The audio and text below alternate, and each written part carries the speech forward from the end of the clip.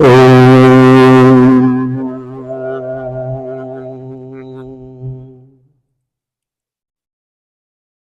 माता, जय जय माता। जीवन सूत्र आध्यात्मिक सत्संग के प्रथम दिवस के प्रथम सत्र में आप सबका बहुत बहुत स्वागत है। मानव जीवन जो हमें प्राप्त हुआ है, इस जीवन का वास्तविक उद्देश्य क्या है? हम पृथ्वी पर क्यों आए, कहां से आए, कहां जाना है? हमारे साथ जीव तो जड़ जंगम, चलने फिरने वाले, वनस्पति, पेड़ पौधे, पशु पक्षी, जलचर, थलचर, नभचर, उभयचर और कई जीव भी हैं। लेकिन हम मनुष्य बनकर के आए हैं, तो इस मनुष्य बनकर के आने के पीछे क्या कोई विशेष कारण है तो हमें समझना पड़ेगा। मूल बात जो समझनी है वो ये समझनी है कि हम वास्तव में कौन हैं और हमें करना क्या है। कभी लगता है मनुष्य है, कभी लगता है प्राणी है, कभी लगता है जीव है, कभी लगता है आत्मा है, कभी लगता है किसी के रिश्तेदार हैं, कभी लगता है व्यापारी है, कभी लगता है कर्मचारी है। ये जो लगता है, इनमें कुछ एक सत्य हो सकता है, सब तो सत्य हो नहीं सकते। उस सत्य को समझे बिना मनुष्य कभी भी आनंद की प्राप्ति नहीं कर सकता। जीवन में आनंद हमारे जीवन का प्रधान लक्ष्य होना चाहिए, सुख नहीं।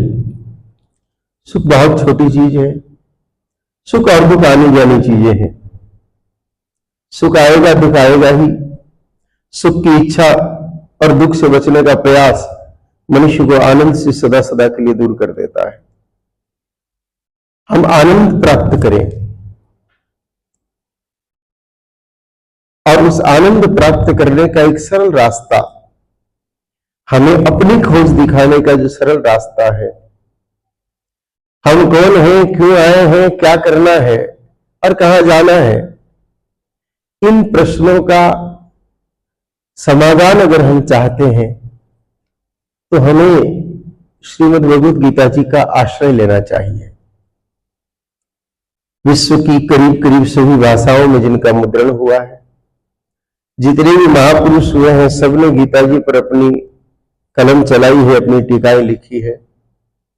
गीता जी को जब कोई सनातनी पढ़ता है तो लगता है हिंदुओं का ग्रंथ है, ईसाई पढ़ता है तो लगता है ईसा मसीह की वाणी है, मुसलमान को पढ़ता है तो लगता है कहीं कहीं बाइबल के भीतर, कुरान के भीतर जा रहा हूं। सिख पढ़ता है तो गुरु ग्रंथ साहिब का एहसास होता है। ऐसे विश्व के कोई भी मतावलंबी, धर्मावलंबी ये सब पढ़े तो उसको अपनी सी प्रतीत होती है गीता, क्योंकि असल में ये संप्रदायवाद, क्षेत्रवाद, भाषावाद, विचारवाद से बाहर समस्त विकारों को समाप्त कर मनुष्य को मानवता के वास्तविक पथ पर चलाने का कार्य करती है। इसलिए हमें अपनी खोज का सबसे प्रमुख साधन गीता जी को बना करके जब हम आगे बढ़ेंगे तो निश्चित रूप से हमें हमारे सारे सवालों का उत्तर भी मिलेगा और जो भ्रामक स्थितियां हैं उससे भी बाहर आएंगे।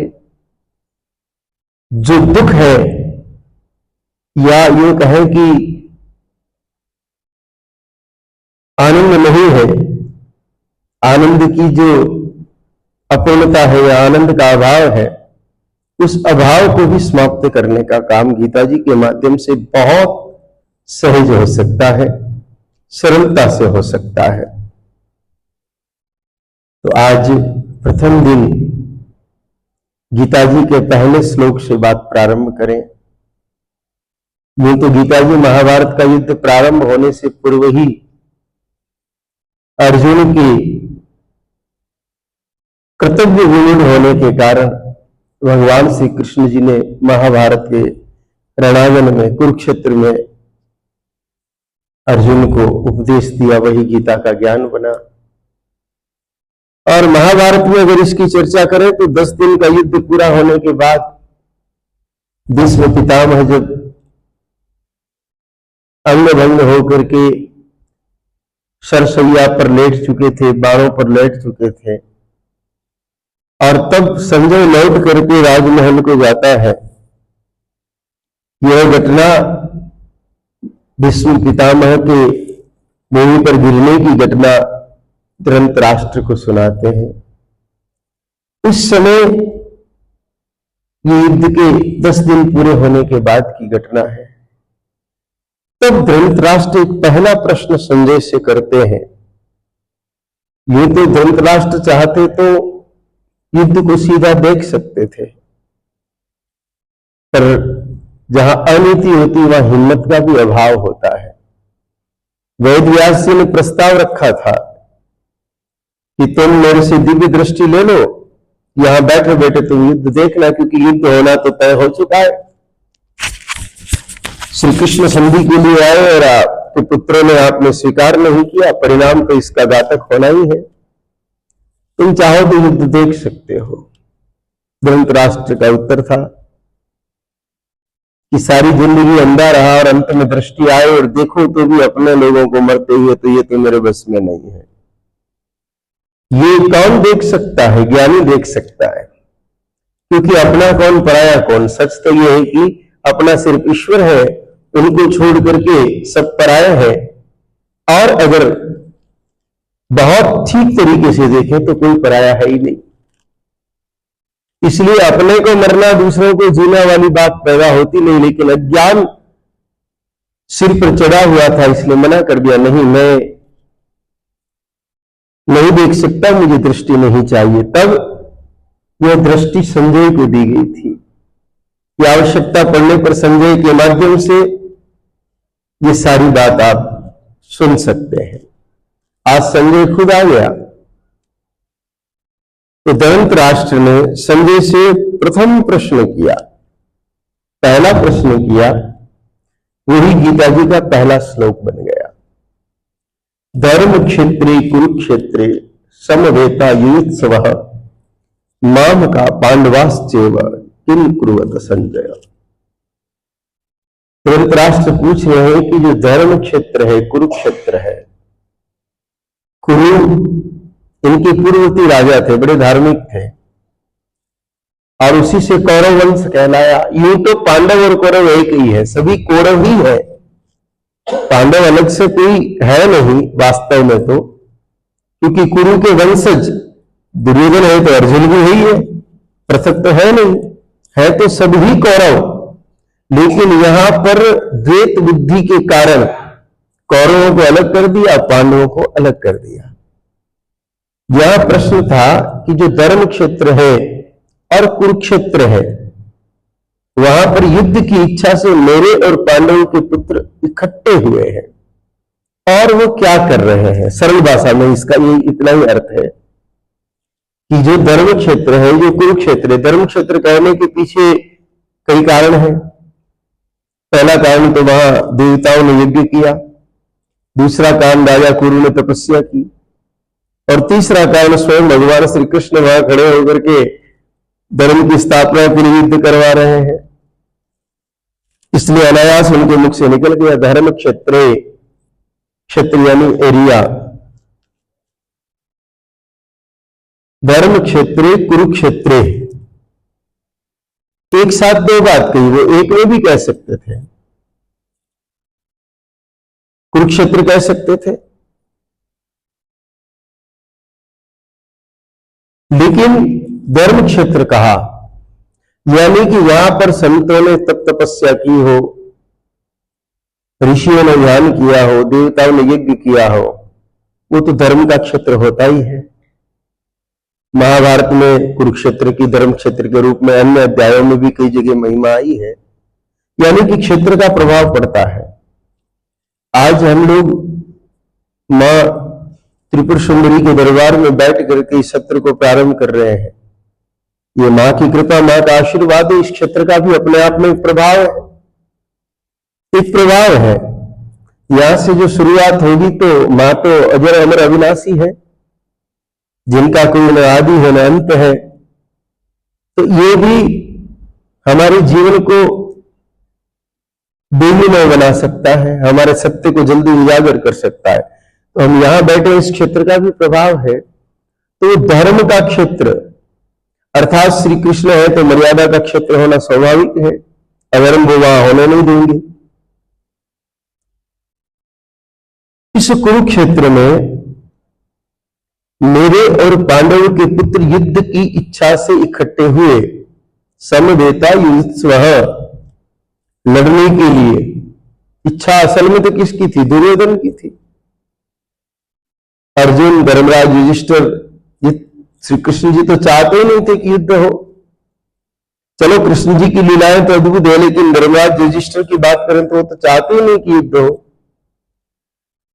5 गांव मिल जाए तो हम तो काम चला लेंगे, हमारा शांति से रोटी खा लेंगे, हम लड़ना नहीं चाहते, झगड़ना नहीं चाहते।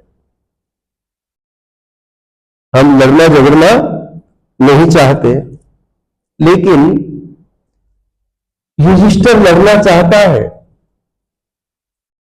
वो कोई समझौता नहीं चाहता। 5 गांव छोड़ दीजिए, सुई के नोक जितनी भी भूमि नहीं दूंगा, ये कह करके उसने ये घोषणा कर दी कि मुझे तो लड़ना ही है, मैं तो लड़ूंगा ही, मैं तो लड़ूंगा ही। द्वेष जहां होता है वहां झगड़ा शुरू होता है, राग जहां होता है वहां झगड़े का मूल शुरू होता है। राग और द्वेष दोनों एक दूसरे के विपरीत है। राग यानी कि मोह, द्वेष यानी कि विरोध। झगड़े का मूल राग है। हम किसी एक से प्रेम करें, दूसरे का विरोध करें, यहां से झगड़े की शुरुआत हो जाएगी। समभाव आएगा तो झगड़ा कभी होगा नहीं। ये परिवार में भी आप देख सकते हैं, भौतिक रूप से भी। 2 बहुएं हैं, एक से राग रखोगे, दूसरी से द्वेष रखोगे तो झगड़े की जड़ यहीं शुरू हो जाएगी। 2 पुत्र हैं, उनके साथ भी ऐसा व्यवहार इन्हीं चीजों को आगे उत्पन्न कर सकता है। समवेता युयुत्सवः, युद्ध की इच्छा से इकट्ठे हुए हैं। राजा कहा कि किम कुरुते संजय, संजय वो क्या कर रहे हैं? अब ये देखो तो ये प्रश्न ही व्यर्थ प्रतीत होता है। भाई जब आपने कह दिया कि युद्ध की इच्छा से इकट्ठे हुए हैं, तो वहां क्या करेंगे? युद्ध ही तो करेंगे, दूसरा क्या करेंगे? भाई रसोई में वो बहन भोजन बनाने गई, अगर ये कहते हो, फिर कोई पूछेगी रसोई में वो बहन भोजन बनाने गई क्या कर रही है? भोजन बना रही है, भोजन बनाने गई, तो दूसरा क्या करेगी? तो यहां पर भी प्रश्न तो यही है कि युद्ध की इच्छा से इकट्ठे हुए हैं, तो युद्ध ही तो करेंगे, दूसरा क्या करने वाले हैं? युद्ध के अतिरिक्त को कुछ करना है नहीं। लेकिन यहां पर धृतराष्ट्र को यह भी तो पता है कि वहां श्री कृष्ण है, और जहां श्री कृष्ण हो वहां कुछ भी हो सकता है। जहां कृष्ण हो वहां पर कलयुग में भी सतोगुण का या सतयुग का एहसास कर सकते हैं। जहां श्री कृष्ण हो वहां भयंकर गर्मी में भी शीतलता की अनुभूति की जा सकती है, यहां तक आग में भी ठंडक की अनुभूति हो सकती है। जहां श्री कृष्ण हो वहां कुछ भी हो सकता है, यानी कि न होने वाली चीज भी हो सकती है। तो फिर क्यों न वो श्री कृष्ण हर जगह हो, हमारे पास भी हो, हमारे साथ भी हो, हम में भी हो, या हम श्री कृष्ण में हो। तो धृतराष्ट्र इस बात को जानते हैं, इसलिए पूछा कि किम कुरुते संजय, कर क्या रहे हैं? हालांकि ये खबर मिल चुकी है कि भीष्म पितामह धरती पर गिर चुके हैं, कि युद्ध तो चरम पर है। फिर भी यह पूछना कि क्या कर रहे हैं। और इसमें सबसे बड़ी जो बात है, सबसे महत्वपूर्ण जो बात है, वो यह है कि नाम का पांडवाश्चैवः, ये जो शब्द कहा, यही महाभारत के युद्ध का मूल कारण बन गया। हमें भी हमारे भीतर से इस चीज को निकालना पड़ेगा। जब पांडु का देहांत हो रहा था, तब अपने 5 बच्चों को ला करके सौंपा बड़े भाई को कि ये आपके हैं, और उन्होंने स्वीकार कर लिया कि ये मेरे में है, तो बात खत्म हो गई। फिर तो चाहे दुर्योधन हो कि युधिष्ठिर हो, दोनों किसके पुत्र हुए? स्वाभाविक रूप से धृतराष्ट्र के। लेकिन यहां पर उन्होंने स्पष्ट कह दिया कि मेरे और पांडु के पुत्र जो युद्ध की इच्छा से खड़े हैं, वो क्या कर रहे हैं, यानी कि मेरे और पांडव के, ये माम का मेरा, ये मेरा जो शब्द है, अगर गीता जी के पहले श्लोक से माम का शब्द हटा दिया जाए तो महाभारत का युद्ध ही खत्म हो जाए। हमारे भीतर युद्ध चल रहा है, अंदर भी एक कुरुक्षेत्र है, घर में युद्ध चल रहा है, परिवार में युद्ध चल रहा है, राष्ट्र में युद्ध चल रहा है, धर्म में युद्ध चल रहा है, जातियों में युद्ध चल रहा है। उन सब का मुख्य कारण माम का है, मेरा। असल में मैं बिगड़ता है तो मेरा पैदा होता है, और मैं शुद्ध रहता है तो मेरा कुछ होता ही नहीं है। फिर जब मैं बिगड़ता है तो मेरे तो प्लॉट, बंगले और मेरी गाड़ी, ये शब्द निकलेगा। और मैं जब सुधरता है तो फिर एक ही चीज निकलेगी, मेरे तो गिरधर गोपाल दूसरो ना कोई रे, जाके सिर पे मोर मुकुट है, मेरो पति सोई रे। तो मैं गड़बड़ होने से मेरा गड़बड़ होता है। मेरे और पांडव के ये भेद कर दिया। यहां मामका में कौन कौन है, दुर्योधन सहित पूरी कौरव सेना आ गई, और पांडवाश्चर्य, पांडवों में कौन है, पांचों भाई श्री कृष्ण और पूरी पांडवों की सेना आ गई। तो मेरे और पांडव के पुत्र क्या कर रहे हैं, ये जीवन से भेद खत्म होने पर युद्ध खत्म होता है, भेद बना रहने पर युद्ध भी बना रहेगा। तो ये मेरा जो है, ये कैसे समझ में आएगा, ये मेरा कैसे समझ में आएगा हमको, जिस दिन हम मैं को समझ लेंगे उस दिन हम लोगों को मेरा भी समझ में आ जाएगा। तो मैं क्या है, मैं क्या है, मैं शरीर हूं, ये हमारी सबसे बड़ी भूल है।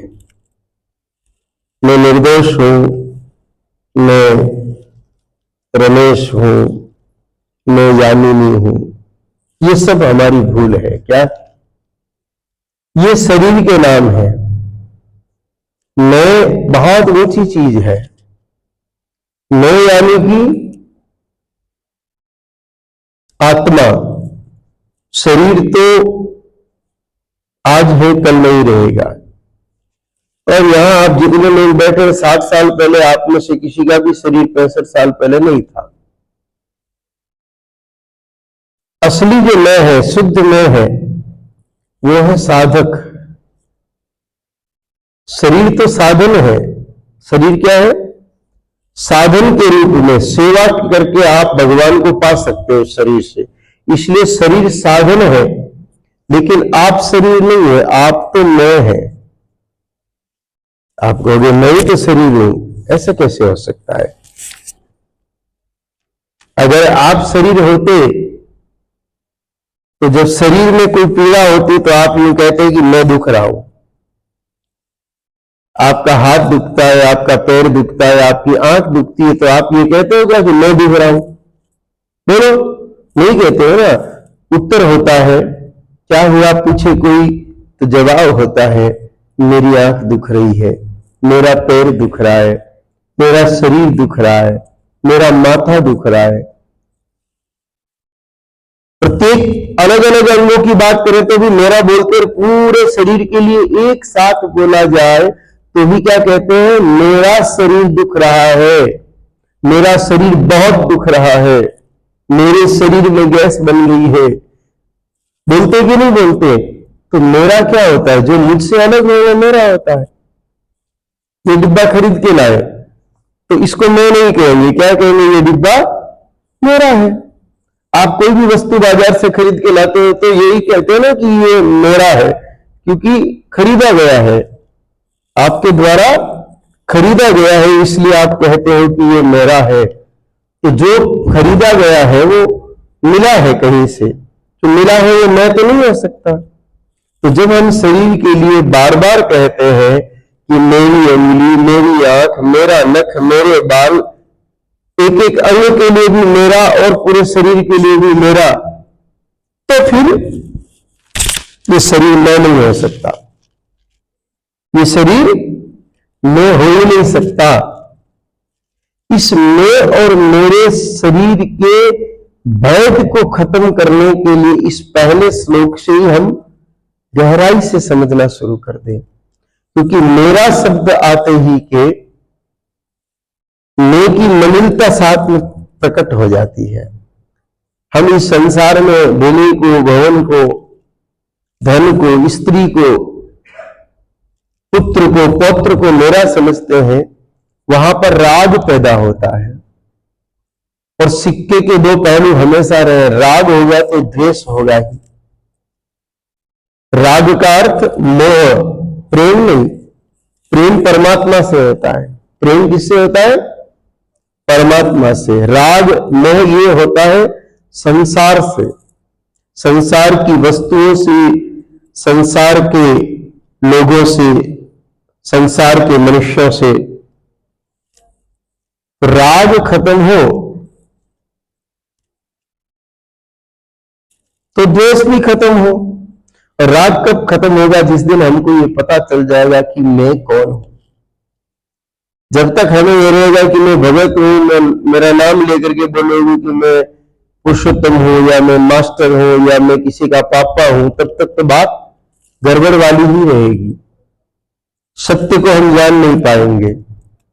असल में वास्तविक मैं जो है उसको एकदम सरल तरीके से समझने का प्रयत्न करते हैं तो मान का मिटेगा, मैं मिटेगा। नकली मैं मिटेगा तो मेरा भी मिटेगा। नकली मैं मिटने पर मेरा जो है वो मिटेगा, और मेरा मिटते के तेरा मेरा मिटेगा, और तेरा मेरा मिटते के सारा झगड़ा अपने आप खत्म हो जाएगा। तो समझिए,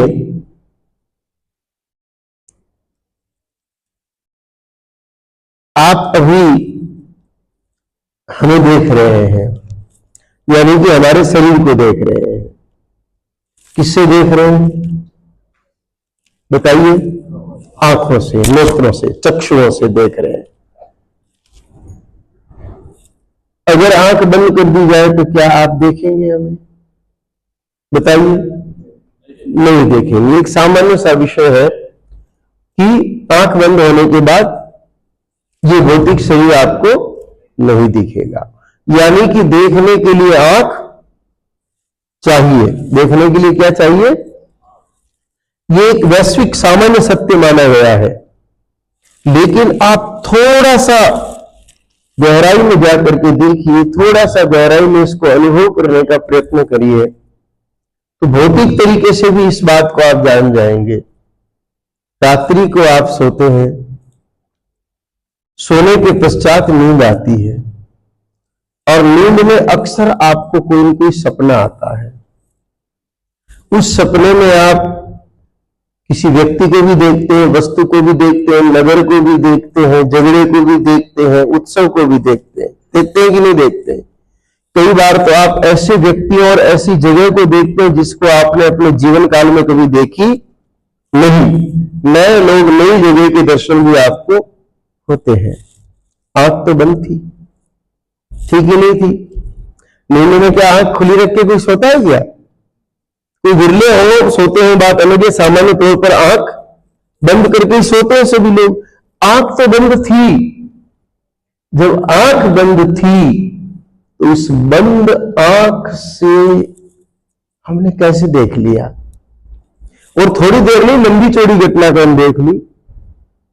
तो बंद आंख से देखने वाला कोई तो है। आंख खुली हो तब मान लिया कि ये शरीर देख रहा है। हकीकत में तो शरीर खुली आंख से भी नहीं देख रहा है। वास्तव में तो शरीर खुली आंख से भी देख नहीं रहा है, लेकिन मान लिया जाए कि शरीर ही देख रहा है तो फिर खुली आंख से देखना चाहिए था। बंद आंखों से भी कोई चीज देखी जा रही है। इसका सीधा सीधा अर्थ यह है कि वो जो बंद आंखों के समय भी देखता है और आंखें खुली रहे तब भी देखता है, वो इस शरीर से परे कोई और है, और उसका नाम है मैं। वो इस शरीर से परे कोई और है जिसको शरीर की आवश्यकता नहीं है, शरीर के अंगों की आवश्यकता नहीं है। नेत्र बंद होने के बाद भी वो अच्छे से देख पा रहा है, स्पष्ट देख पा रहा है। यहां तक कि मुंह में कोई वस्तु नहीं डाली है, फिर भी स्वप्न में उसका स्वाद अस्वाद आ रहा है।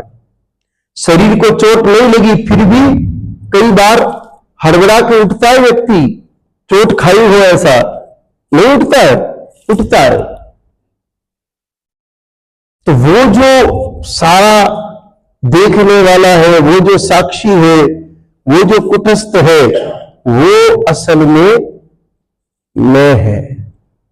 और उस मैं को कहा है आत्मा। क्या कहा है? हमारे धर्म ग्रंथों ने उसी को आत्मा कहा है। और आत्मा के आगे क्या कहा है? आत्मा से ही परमात्मा कहा है। तो यहां पर जिस दिन हम आत्मा रूपी मैं को समझ जाएंगे, उस दिन फिर ये माम का नहीं रहेगा। और माम का नहीं रहेगा तो पांडवाश्चय भी नहीं रहेगा, अर्थात मेरा और तेरा नहीं रहेगा। और जब मेरा और तेरा नहीं रहेगा तो झगड़े खत्म। संसार जैसा है वैसा ही रहेगा। संसार जैसा दिख रहा है वैसा ही दिखेगा। संसार के दिखने में कोई अंतर आने वाला नहीं है। संसार के व्यवहार में भी कोई अंतर आने वाला नहीं है। आप जैसे नौकरी कर रहे हो करोगे, व्यापार कर रहे हो करोगे, बोल रहे हो चल रहे हो चलोगे, मौत मरगन में जा रहे हो जाओगे, विवाह शादी में उत्सव में पधार रहे हो पधारोगे, लेन देन कर रहे हो करोगे। लेकिन ये सब करते हुए आपके अंदर द्वेष नहीं रहेगा, द्वेष नहीं रहेगा तो द्वेष नहीं रहेगा, द्वेष नहीं रहेगा तो एक शांति होगी, और एक शांति के साथ अद्भुत आनंद प्रदाता प्रेम होगा। जिस आनंद की तलाश हम सब लोगों को है वो प्रकट हो जाएगा। हर व्यक्ति आनंद चाहता है। इस संसार में ऐसा कोई मनुष्य नहीं है जो आनंद में चाहता हो। साधारण जीव भी आनंद चाहते हैं। एक चींटी भी आनंद चाहती है, इसलिए तेल की खुशबू आए तो वह आनंद ढूंढने चली जाती है। चिड़िया भी आनंद चाहती है, वो घोंसला ढूंढती है। मधुमक्खी भी गर्मियों में आनंद चाहती है, इसलिए पानी के आसपास बैठती है। लेकिन उनका आनंद भौतिक आनंद है। मनुष्य जिस दिन अपने वास्तविक स्वरूप को जान जाएगा कि मैं कौन हूं, तो अभी तो हमें ये जान लेना पड़ेगा कि मैं साधक हूं और शरीर हमारा साधन है। शरीर क्या है? साधन है। मैं क्या हूं?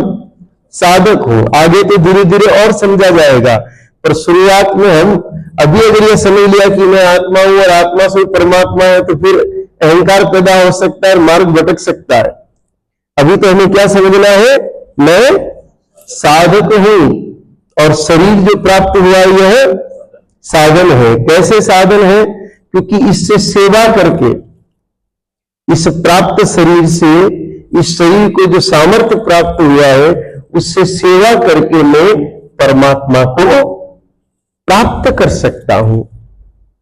कैसे प्राप्त हो सकते हैं परमात्मा? सेवा से ही परमात्मा की प्राप्ति कैसे हो जाएगी, ये तो हमें गीता जी आगे और समझाएगी। आज क्योंकि समय पूरा हो गया है, इसलिए आज हम केवल इस मैं के प्रारंभिक अवस्था को ही समझेंगे। पहले श्लोक में अभी बहुत कुछ विषय शेष है, इसलिए हम उस विषय पर कल और चर्चा करेंगे कि ये धर्म का क्षेत्र असल में क्या है, और धर्म का क्षेत्र होने के उपरांत भी दुर्योधन में धार्मिक भावना क्यों नहीं आई, द्वेष भावना क्यों बनी रही, इस विषय को हम और गहराई से समझने का प्रयत्न कल इस प्रथम श्लोक के तहत ही करेंगे, जिससे हमें जीवन का एक सूत्र प्राप्त हो कि वास्तव में मनुष्य शरीर प्राप्त हुआ है तो हम कैसे जिए, इस मनुष्य शरीर का सदुपयोग हम लोग कैसे करें। मनुष्य शरीर तो प्राप्त हुआ है तो हम क्या क्या है? साधक है। क्या है? ये बात हमें याद रखनी होगी कि है तो हम साधक। मनुष्य शरीर हमको साधन के रूप में प्राप्त हुआ है। इस प्राप्त साधन का सदुपयोग करते हुए हमें परमात्मा तक जाना है। जय माता, जय जय माता, जय माता, जय जय माता। ओम।